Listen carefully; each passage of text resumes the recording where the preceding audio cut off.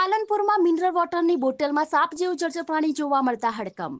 પીવાના પાણીની બોટલમાં જોવા મળ્યું સાપના કણા જેવું જળચર પ્રાણી. પાલનપુરના જય ગોગા મિનરલ વોટર સપ્લાયરના ત્યાંથી આવેલ મિનરલ પાણીની બોટલમાં જોવા મળ્યું જળચર પ્રાણી. મિનરલ વોટરની બોટલમાં સાપના કણા જેવું જળચર પ્રાણી નજરે પડતા ગૃહિણીએ બોટલનો સીલ ન ખોલ્યો. મિનરલ વોટર સપ્લાયરની ગંભીર બેદરકારી સામે ઉઠ્યા અનેક સવાલો.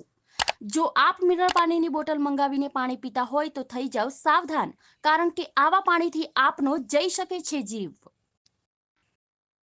હા, દોઢ વર્ષથી લઈએ છીએ પાણી. વિસ્ટેરી મહેન્દ્રભાઈ ચૌધરી છે એમને જોડેથી એ લઈએ છીએ.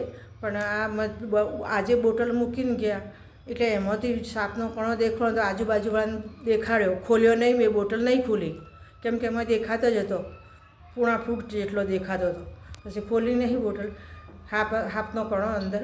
પછી એ લઈ પેલા આવ્યા, એ બોટલ લઈ ગયા. એનું નામ શું? મહેન્દ્રભાઈ પાણીવાળા, જય ગોગા. હા, 1-1.5 વર્ષથી લઈએ છીએ. અને આજે સાપનું કણા જેવું દેખાયું? હા, આજે બપોરે મૂકીને ગયા ને 3 વાગ્યાની આસપાસ. તો પછી મેં કીધું પાણી ભરું બાટલામાં, પણ દેખાણું. મેં કીધું અંદર સાપનો કણો છે તો ખોલ્યો જ નહીં મેં બોટલ. ઓકે, શું માંગ છે તમારી?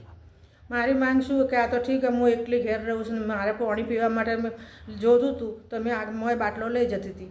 તો એમાં જોયું મેં, પછી ના ખોલ્યો.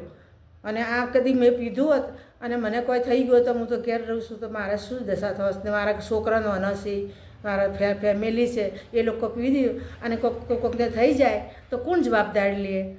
એટલે જે સરકારને આગળ પગલાં ભરવા હોય એ ભરે.